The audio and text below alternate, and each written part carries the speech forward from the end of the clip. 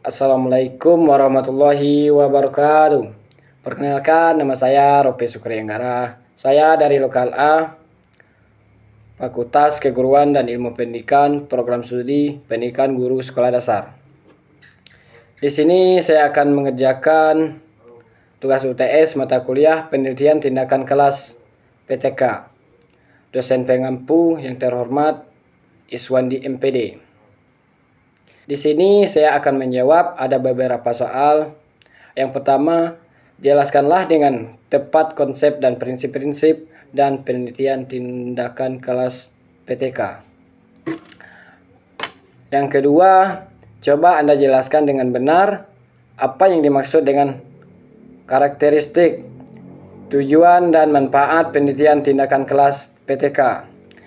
Dan yang terakhir, yang ketiga, yaitu uraikan apa yang dimaksud dengan fenomena masalah dalam penelitian dan jelaskanlah bagaimana cara menentukan masalah dalam penelitian tersebut, khususnya dalam PTK.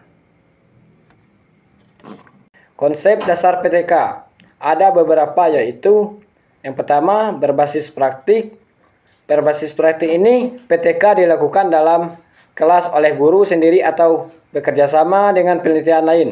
Penelitian ini bertujuan untuk menangani masalah yang terjadi dalam proses pembelajaran nyata. Dan kedua, partisipatif. Nah, yang ini guru dan siswa dilibatkan secara aktif dalam prosesnya. Guru berperan sebagai perancang tindakan, sekaligus sebagai pengumpul data dan analisis. Dan ketiga, refleksi berkelanjutan. PTK adalah proses siklus yang berulang. Setelah tindakan dilakukan, guru mengevaluasi hasilnya dan merencanakan tindakan selanjutnya berdasarkan evaluasi tersebut. Yang terakhir, 4, perbaikan berkelanjutan. Fokus utama PTK adalah memperbaiki atau meningkatkan efektivitas pembelajaran. Prinsip-prinsip penelitian tindakan kelas ada beberapa, yaitu siklus tindakan. Yang pertama, PTK terdiri dari beberapa siklus yang berulang dengan tahapan yang meliputi perencanaan, pelaksanaan, observasi, refleksi. Setiap siklus dilakukan untuk memperbaiki hasil atau proses dari siklus tersebut atau sebelumnya. Yang kedua, kolaboratif. PTK bisa dilakukan secara kolaboratif antara guru dengan peneliti atau kolega lainnya. Bekerja sama penting untuk memberikan sudut pandang yang lebih luas dan memperkaya data penelitian. Dan ketiga, perspektif guru yang terlibat langsung dalam PTK.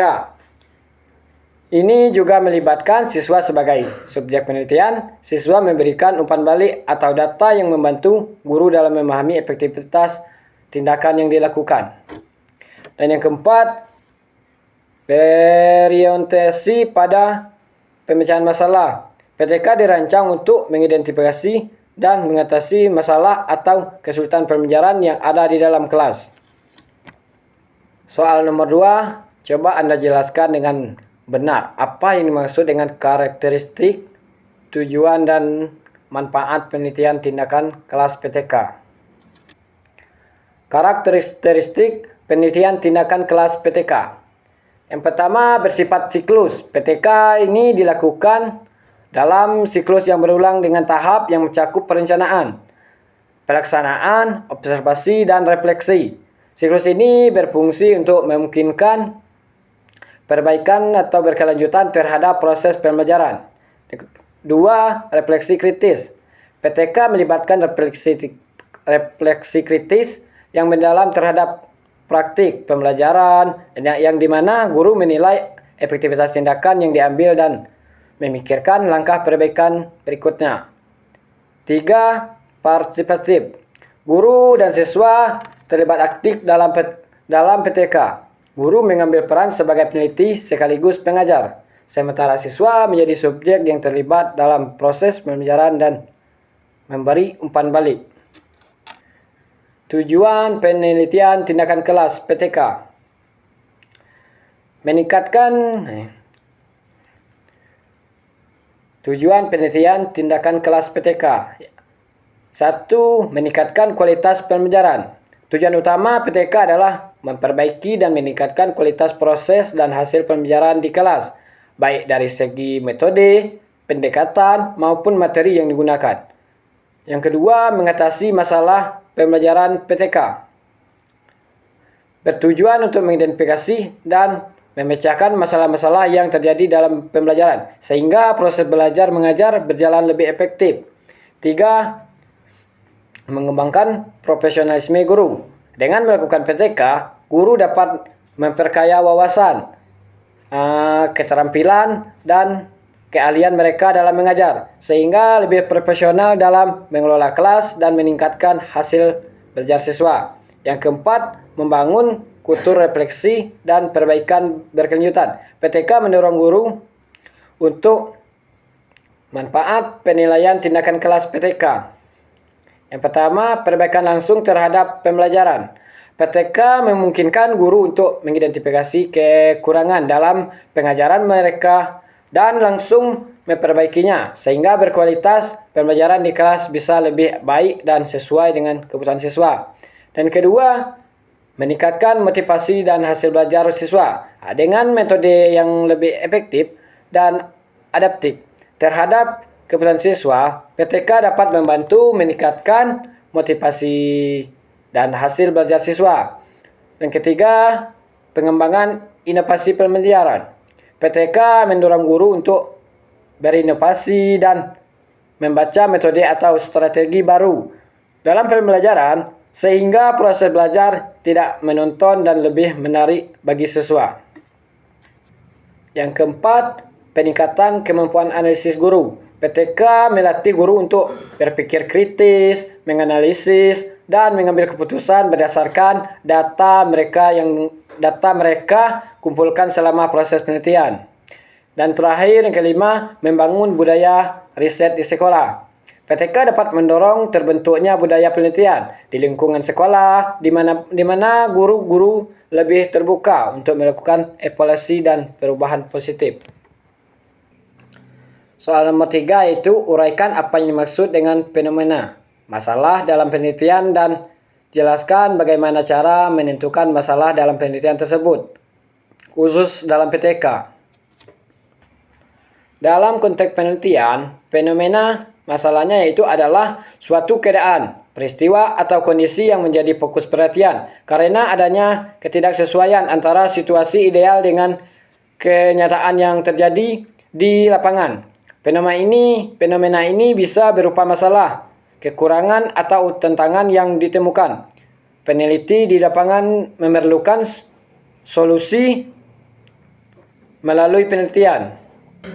Dalam penilaian tindakan kelas PTK, fenomena atau masalah ini biasanya berkaitan dengan proses atau hasil pembelajaran di kelas, seperti rendahnya motivasi belajar siswa, kesulitan pemahaman terhadap materi tertentu, atau metode pengajaran yang kurang efektif.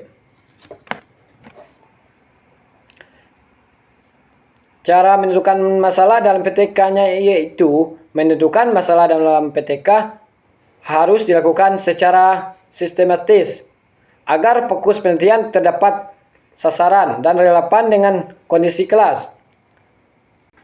Langkah-langkah yang dapat dilakukan yaitu observasi awal. Guru dapat melakukan observasi langsung di kelas untuk melihat perilaku siswa, respon mereka terhadap pembelajaran, atau masalah lain yang mungkin muncul dalam proses belajar mengajar. Misalnya, guru bisa mencatat situasi ketika siswa terlihat tidak tertarik, kurang efektif, atau sering mengalami kesulitan dalam mengerjakan tugas.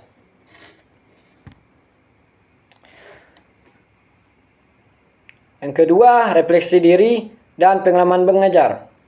Guru dapat merenungkan pengalaman mengajar mereka, mengidentifikasi tantangan atau hambatan yang sering muncul.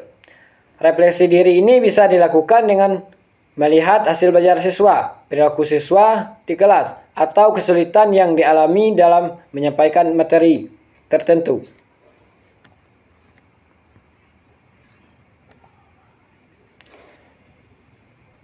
Tiga, diskusi dengan rekan kerja atau konsultan pendidikan.